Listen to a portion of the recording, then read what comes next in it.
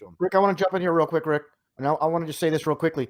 I've covered Jimmy Kimmel and his so-called coverage of Flat Earth with video presentations with Dave Chappelle and basically mocking the Flat Earth. So you never know. You know it's not going to be a good idea with Jimmy Kimmel. You're not going to get a fair shake. Yeah, and I have to repeat this. I showed it many times in video presentations where Jimmy Kimmel is operating out of a Masonic temple. Right above where it says, Jimmy Kimmel Live, it says Masonic Temple, the Brotherhood and all that stuff. So you know who he's working for. And again, it's not going to be anything positive per se. I mean, again, it might be the argument, oh yeah, just getting it out there on the mainstream, but it's all they're going to do is make fun of it and mock it.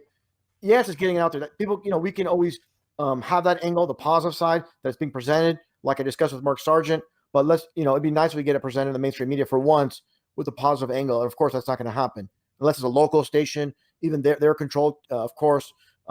Maybe not it's not going to be as bad as a national TV station, but still, it's just nonsense. You just can't be spotlighted in a negative way and expected to turn it every time into something positive.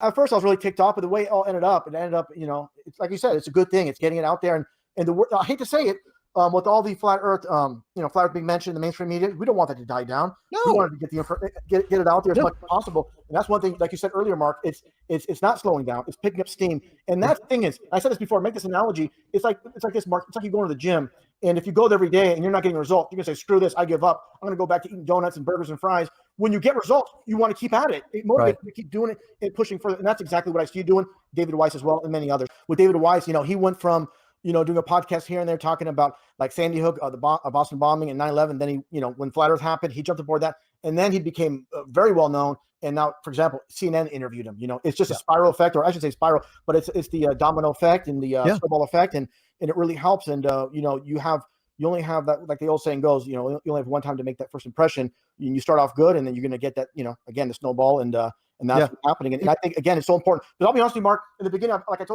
said earlier, about this whole thing about appearing on the media is controlled and this and that. Screw that. If we can get on there, get on there. That's why when David Weiss showed up on InfoWars, before I was totally against it. But now it's like, what? You want to just preach to the choir? We're not going to get anywhere. We'll be spinning wheels. So definitely the more you get on the mainstream media, and that's what I want to get. I want to get into your appearances with the Flat Earth Conference, but I definitely want to talk about the video you sent me last night through Skype, the Jimmy Kimmel incident. Oh, Jimmy Kimmel. Yeah.